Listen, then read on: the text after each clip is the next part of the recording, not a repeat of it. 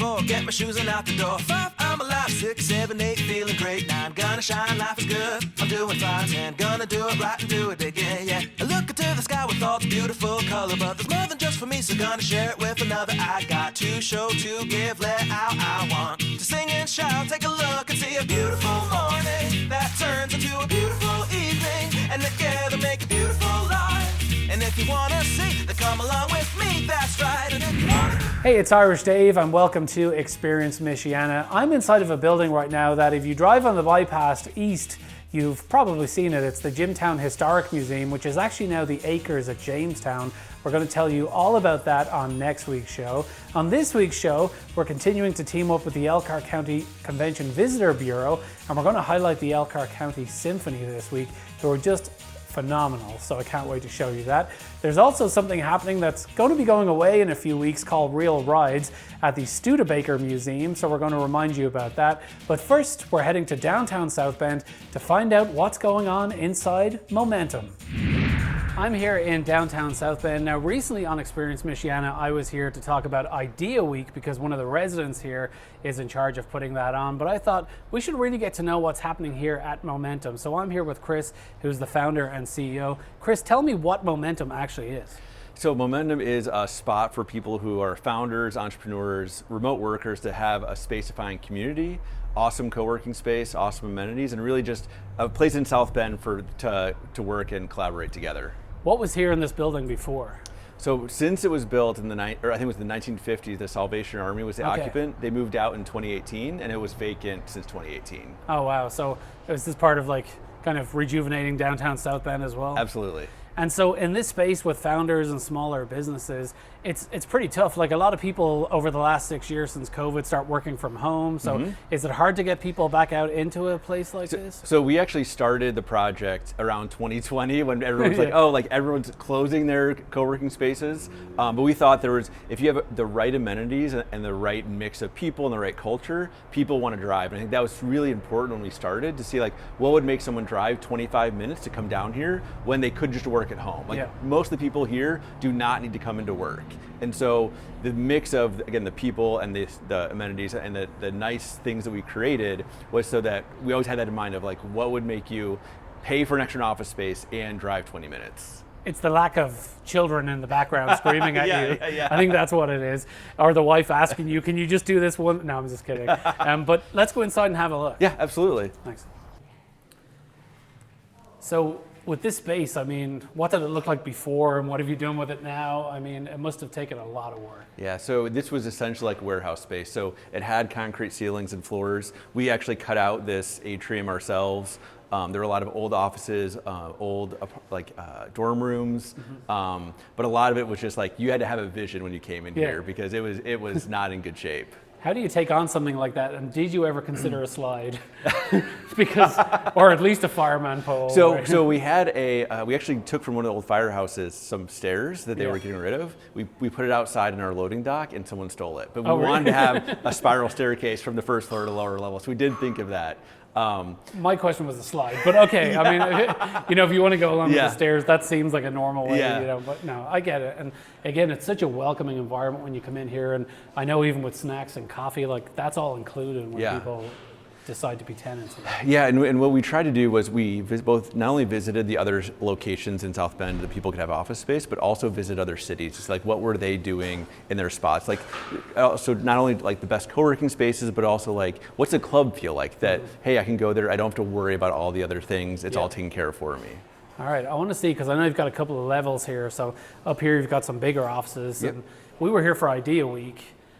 Which they're obviously one of your big clients, the organization that puts that on. So tell me about the kind of people, as you mentioned, that are here. Is it mostly nonprofits or for-profits? I would say it's a mix. We not only have a lot of like nonprofits and not a lot of founders. We have a lot of engineers. We have a number of remote workers. But I would say that's when we started. We knew it couldn't be just for startup founders because we don't have enough density in South Bend, Elkhart to do that. And so, but all these other people wanted the same thing. They wanted nice amenities. They wanted offices. They wanted a nice coffee bar. So I think that also, like, as we just had lunch today, there's a nice eclectic group of people that you wouldn't ordinarily run into. True. And if they were all engineers or they're all founders, like it would actually be pretty boring conversation. Hey, no, you're right.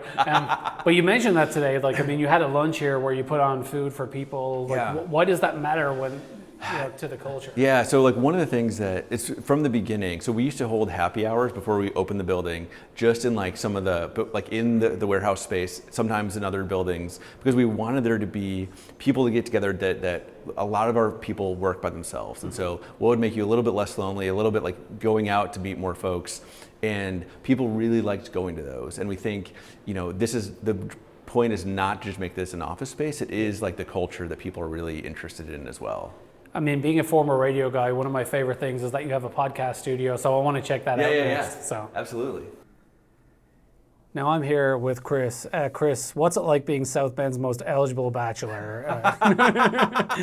It's a lot of pressure. Yeah. I mean, I get it. I used to hold it and then I got married. But this is cool. I mean, this is available to your members, right? Because obviously we've got video equipment here too. Yep. So having this kind of space, why was it important to have this for a lot of the people? Yeah, like we wanted to do what other people either weren't spending time on or what they thought was just like a waste of money as an amenity. And we're like, well, my friends and I wanted to podcast. We actually never had done it before. Yeah. And some of our friends are podcast producers. So we thought, it'd be great to like have that space in here. Yeah.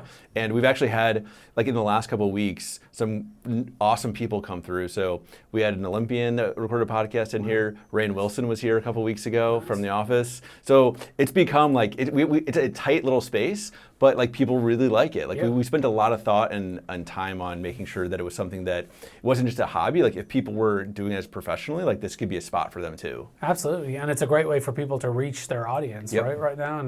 And I know that some of the offices upstairs are bigger. How many people can be in any of these offices? Are they from 1 to 5, or how does that work? Yeah, so most of the offices right now we have between 1 and like 4 people. Okay. So when we originally did our research, it was we had to guess of like based on what already existed in the market. So there's a lot of office space where you can fit 10, 15, 20 people. There wasn't anything that we saw where you could fit like a one-person office where you'd have to pay for all those extra expenses yourself. So like when you have an office here, you're just paying the office rent. You're not paying your own electricity. You're not paying your own internet. You're not paying for all those like the trash and recycling. Like we take care of all that. And I don't think there's another spot in South Bend that does that for you. And so when we went to other cities and they had all these things, we're like, well, let's lean towards the side of smaller offices. We might expand to have bigger ones on the second floor, but for right now, it's like we've had a good mix. I think we're all down to mostly one-person offices. And I know that even outside of that, there's an option where you don't actually have an office, but you can come in and work from this space. Yeah, so there's we have actually a lot of folks who are co-working members, so they can just come in every day, either 24/7 or 8 to 5, and then they have an opportunity to just find a little nook, find a table, and they can just work for the day, and they don't have a dedicated office space. But again, it's still like amazing, especially price-wise. And finally, I won't be allowed to go to this because I have an 8-week-old and an almost 3-year-old. But there is a bar in here that opens at 4 o'clock, so I think we should go have a look at that. Absolutely. So tell me a little bit about this space and this bar. How long has Momentum actually been here, and then how long has this bar actually been here? So we had our soft opening in June of last year, or June of 2025, where we let our early adopters in. Construction was still going on. There was a lot of noise. We actually might make t-shirts that say "Pardon the noise" because we've had so much disruption for the people who originally moved in. And the bar actually then opened about mid-September. So we did our ribbon cutting for the Momentum September, I think 15th, and we opened the bar a couple days later.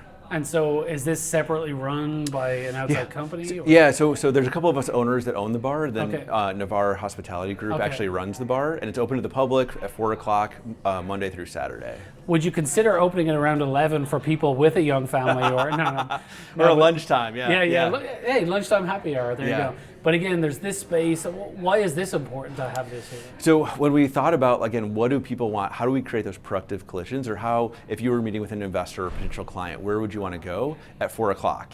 And we're like, this was already sunken in. It was originally a loading dock. We thought, we could put a bar there. And then once someone said that, it never strayed from that idea. And it is true. Like people will come here. It's a nice quiet bar to like have a meeting at 4 o'clock or 5 o'clock. It's a different vibe from like 4 to 7 than it is from like 8 to 11. But it's also a bar that's open to the public. You don't have to be a member of Momentum. Yep, absolutely. So anyone from the public can come in at 4 o'clock every day. So With this space, as we were walking through, I noticed, and when we did the interview for Idea Week, that was in one of the conference, the meeting rooms. Yeah. But you do have a variety of meeting rooms too, including this one. Yeah, so this was actually where we had the Idea Week launch party. So it looks very different than it did about 2 weeks ago. But back here we do co-working space, but also we've done dinners, we've done cocktail hours, we've had panel discussions, we've had workshops. So the point back here was we didn't want anything like so specific that we couldn't make it movable. So we call it the collaboration space because there's so many different reasons that people might use the space back here. But the primary is co-working, but then we also do a lot of other events as well. And again, there are meeting rooms for 10 people, for 6 people. I mean, there's small right up. And we did that very intentionally. So we actually have one-person phone booth, so like if you just want to take a call by yourself, but then we also have meeting rooms for 4 people all the way up to 14. Because as we saw in other cities, if they were all look the same and they were all standard, there's a lot of wasted space. And so, there's a boardroom that can fit, 14 to 16 people, but then we also have, if you have 4 people, hop in the huddle room, and then it's a lot quieter and a lot less space being used. Maybe the next time we meet, you won't be an eligible bachelor. No, I'm just kidding. I'm sorry that I made that even a thing in this video. But thank you so much for showing me around. Thank you for taking the leap along with the other people and just doing it and creating a space for people. I think that matters in life, so good job. Yeah, thank you. And I would say, this was definitely a partnership with like the City of South Bend, the South Bend Elkhart Regional Partnership, the RDA. They were all helped participate to make this thing happen, and we're really appreciative of all of them. And is it momentumsb.com? Is that the word? MomentumSB.com is the website. Awesome. That's where people can find information about co-working memberships, offices. You can even find some information about renting the space for an event or going to the events that we host as well. Sweet, thanks. Yeah, absolutely. Once again, I'm here at the Elkhart County Visitor Bureau in Elkhart, and I'm here with Terry, who's their Director of Communications. And Terry, this month on Experience Michiana, we're going to focus on the symphony because you really have a wonderful symphony here in Elkhart. Absolutely. There are wonderful musicians. They really believe in their craft. They believe in bringing music to the masses to make it accessible to the entire community. And they're full of talent, and it's really wonderful to just sit back and listen to the music that they can create. And this video that you're sharing with us, this is part of your well-crafted video series. And so this really showcases just the absolute talent and the beauty. It is well-crafted. I mean, they're a great example of what well-crafted means when you see them working together. Exactly. When you watch them on stage, you don't necessarily realize how much work and effort goes into a 50, 60, 70 piece orchestra all coming together to play something beautiful together. And so you get to see a little bit of that and to hear a little bit about why they believe so strongly in what they do. My name is Suhan, the music director of the Elkhart County Symphony Orchestra, and we make important music.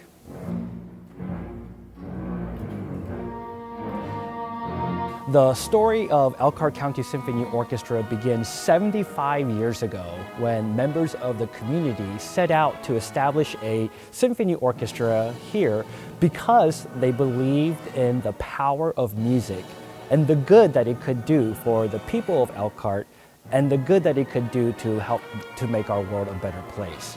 And today, our mission is pretty much the same. To me, a community symphony is one that is made up of the people from the community, and also that reflects back to youth in particular what they could be when they're older. So I think our symphony does a fantastic job of being that example and that place where local musicians can play and make music, and then young people can step up and see themselves filling those roles someday. My favorite part of this entire thing that we do is the people that I get to work with and the journey that we go on every single concert that we put on. It's the rehearsals, it's the conversations, it's the exploration of why was this music that we're performing written? Why does it exist? Because music, unlike any other form of expression that we have, can do things that words can't, that sometimes even paintings can't. It touches us and it expresses things of our humanity that is not possible in any other forms. I think it's really special that our musicians are local, because I show up to rehearsal and I see my friends, I see musicians that I know from other gigs, I see fellow teachers, and it's just a great way to maintain those connections and build those relationships within our local Elkhart County community.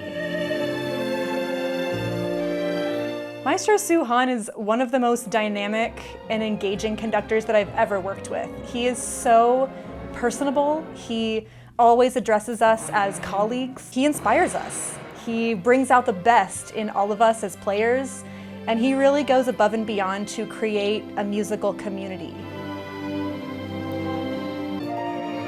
The diverse elements of all the things that come together to make an orchestra, of course, include all the different instruments.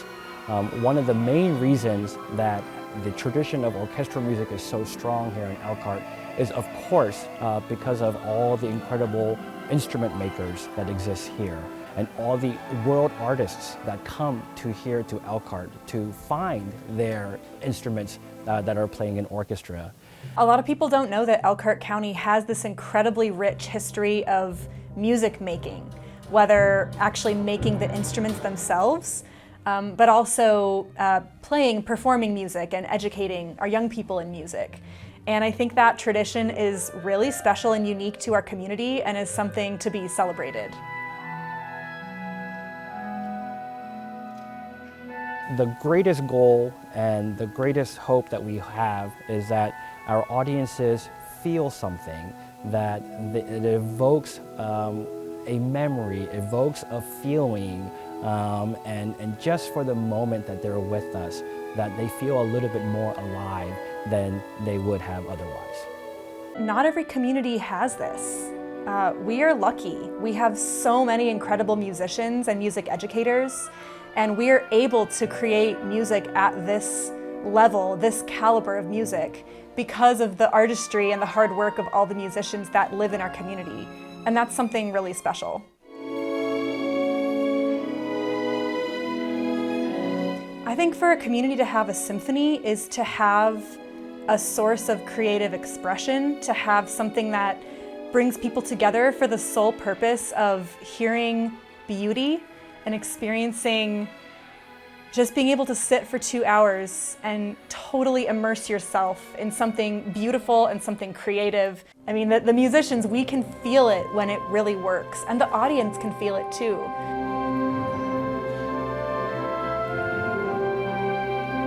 The Elkhart County Symphony Orchestra is a musical representation and expression of who we are as community members of Elkhart County Symphony Orchestra.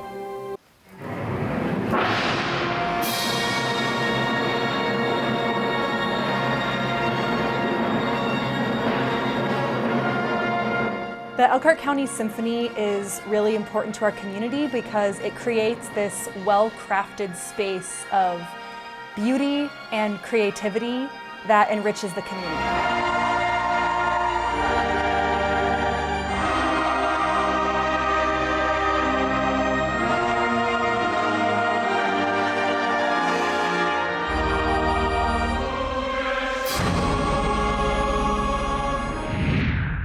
I'm here at the Studebaker Museum, and this is probably one of the coolest exhibits they've ever had here. It's real rides, it's cars of TV and film, and I'm here with Kyle, who's the curator. Kyle, I'm super impressed walking in here. You know, when I heard about this and heard we were coming, I didn't realize that you'd have such an amazing collection. I mean, you've done a really good job with this. Well, thank you. I can't take all the credit, but thank you. Thank you very much, yeah. But even as we look at the first one here, like the GT40 replica, because, Yeah. but we say replica, but that's what they used in the filming for Ford versus Ferrari, right? Right, and that's an interesting example of movie cars are kind of special in that, you know, they all have stories to tell, right? Yeah. So this is a replica GT40 used in Ford versus Ferrari. So in the film, it was wrapped in like a dark blue wrap, right? Yeah. And you see Christian Bale working under the car in that scene in the hangar. He plays Ken Miles in the film. And then obviously the owner much later took that wrap off. We think that the current sort of scheme on the car looks like it would have been at Le Mans in the late 60s, but this probably was added like as a promotional paint job you know, after the film. So again, interesting car, interesting history, you know, one of the vehicles in Ford versus Ferrari. So. Which, again, because I know that the real GT40 would probably be worth a couple $100,000. Yeah, so a little bit, yeah. They tend not to use them in movies when they're kind of mess, you know. And these are props, right? They're, Yeah, they're in the exactly. background, Yeah. and so they did want to have some authentic cars, you know, meaning, you know, they're still movie cars. You don't Yeah. want always the real thing, so, yeah. Now, I know that behind me here, this yellow vehicle Yes. is a regular feature here at the museum. It's been here before, so It can you has. tell me a little bit about who owns it? And it's from the color purple, right? The Right, movie, The Color yeah. Purple. So this is a color purple movie from the mid-1980s with Whoopi Goldberg and Oprah, Danny Yeah. Glover. This car was here for a while back, yeah, I think in the like 2010s, right? Okay. This is Dr. George Vassos. He's a friend of the museum. He lives out in Massachusetts, so he's been the owner of this car for several years. It's a wonderful film. It's a beautiful car. It's just it's a Studebaker model, one of my favorite eras, kind of the mid-1930s here, and that yellow just really pops. So It really yeah. makes me want to lean into "they don't make them like that anymore" phrase. You know, that's when right, you know yeah. you're starting to get older when you start looking at it. But I mean, it's just, I mean, I don't know if everyone says that about every generation, but it's just magnificent. It really is. No, this one, it's a really special time, and I love the rumble seat, and that's actually pretty prominent in the movie Yeah. too. So yeah. And I know here, this, you know, we talked about the first car that we looked at was a replica, but this Ferrari here, the Ferrari 308, this is a real Ferrari. There's no replica here. This This is one of my favorite cars we were able to bring in for the Yeah. exhibit. So we have 3 cars on loan to us from the Peterson Automotive Museum in Los Angeles. They have a wonderful collection in their vault, especially of movie cars. And so obviously, many of us grew up, or at least have seen Magnum P.I. Yeah. So this is one of the Ferraris used in filming season 3. My favorite bit of trivia for this car is they actually had to lower the frame a bit to fit Tom Selleck inside. That's pretty It's funny. a pretty tall guy, pretty small car. So yeah. And I know that the Ian Fleming Foundation is based up in Grand Rapids, Michigan, right? Or I believe so. And you have Yeah. some vehicles here that were in Bond movies, which is Yeah, pretty yeah. cool. So we have a couple of vehicles here that were in Bond films. They were very generous in letting us borrow some of these. Many of their vehicles do kind of go to different museums for exhibits. I know the Museum of Science, or one of the Chicago museums just had a James Bond exhibit. Yeah. But any case, we have this Honda motorcycle here. This was used in Skyfall, one of my favorite, I think, Daniel Craig led Bond films. If you remember toward the beginning of the film, there's this great motorcycle chase through Istanbul. I think Bond commandeers just kind of a street bike, and then the bad guy commandeers this police bike here. Yeah. So this is one of those police bikes used in the film. You know, I don't want to cause a ruckus with our audience, but I think Daniel Craig is one of the best Bonds. He's great. He's You know, great. and I know he doesn't fit the mold of what Bond, you know, for some people. They but- all have their own special attributes. Yeah. So, yeah. We got Thelma and Louise over here, which, I mean, this is a really iconic vehicle right here. I like to joke with folks like this is not the one that flew off the cliff at the end of the film. This is, again, another vehicle on loan to us from the Peterson Museum. Just a really neat vehicle. If you've seen the film, really emotionally charged ending. Yeah. And something that's kind of neat about movie cars, they obviously use multiple different, mostly identical cars for the film. So this was used for a lot of the driving scenes with Gina Davis. And who's the other actress? I'm forgetting. Don't ask me, is it on here? It's probably Susan Sarandon. Thank you. There- oh, you go. yes. Of course. Yeah. So just a wonderful car. I mean, who doesn't love a mid-'60s Thunderbird? It's just a cool car. I mean, Convertible. again, they don't make them like this anymore. It's That's just right. so beautiful. Can you imagine driving around South Bend on a summer evening on this? Oh, it's beautiful. I love it. Absolutely beautiful. So as we kind of get into the museum here, Yes. there's one question that I'm curious about. How do you get all the cars up here? We're on like the second or third floor right now? No, it's not magic. So in the corner of the gallery, this building is, we're lucky to have an elevator that goes all 3 floors. We can fit pretty much every vehicle Nice. in the collection. Okay. And we can move them around. So. And do you ever get nervous? Like, I mean, just thinking about like making sure you just have to take such good care of them. I mean, just parking them all. I feel like I'd freak out a little bit. That's what we having do, that- right? That's what I we do. know. You're so used to it. And so our team here, obviously, we do this quite a bit, and so we have a pretty good handle on moving cars around. Sometimes we're Yeah. threading the needle a little bit, but we always make it work. So. And so when you talk about this real rides and it's happening, how long are all these vehicles going to be here until? Yeah, so this just opened on Friday, October, was that 25th, I believe? 24th, 24th, yeah. thank you. And so they'll be here all the way through Memorial Day next year. Oh, wow. Yeah, so That it's long. about a 7 or 8 month exhibit. So you have some time, Yeah. come, this winter, free weekend, check it out. And there's a lot of other great stuff to see here at the Studebaker Museum. So. And I do like it that, there's vehicles that represent nearly like every era or every age group of people. Like Yeah. I see that, Little Miss Sunshine vehicle over here.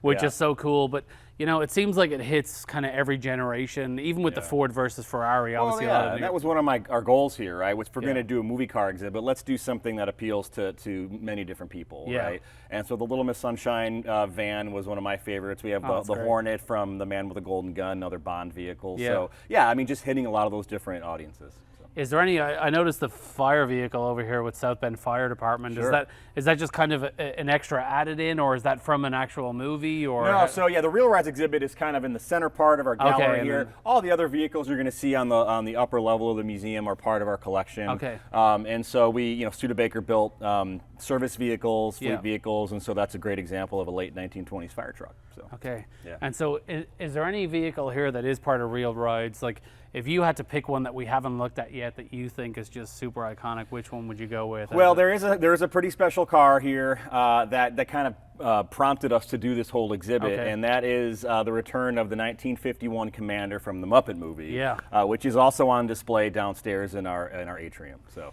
And so, I know that was a big project because that vehicle I know was kind of just sitting out. I mean, nobody was.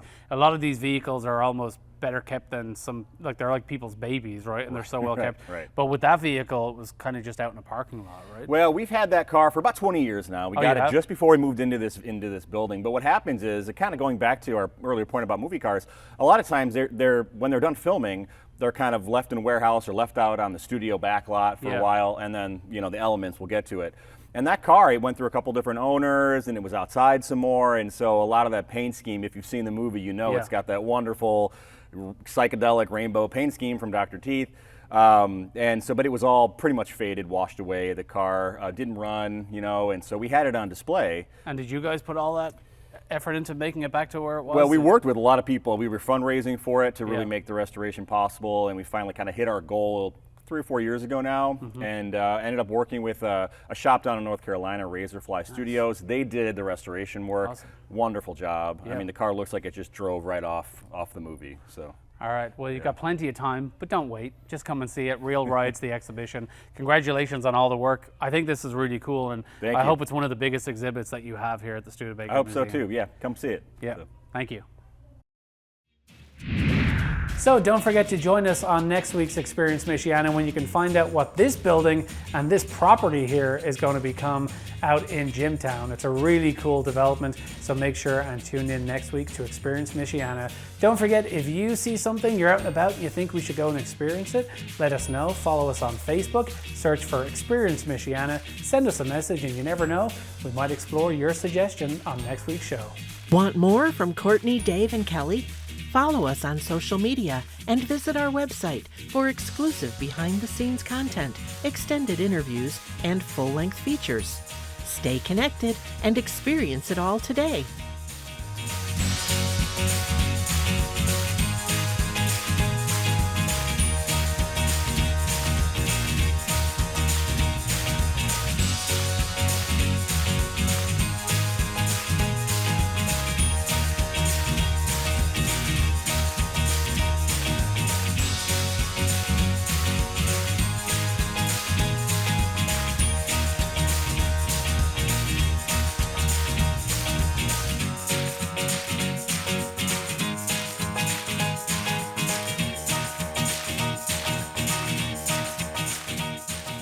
This WNIT local production has been made possible in part by viewers like you. Thank you.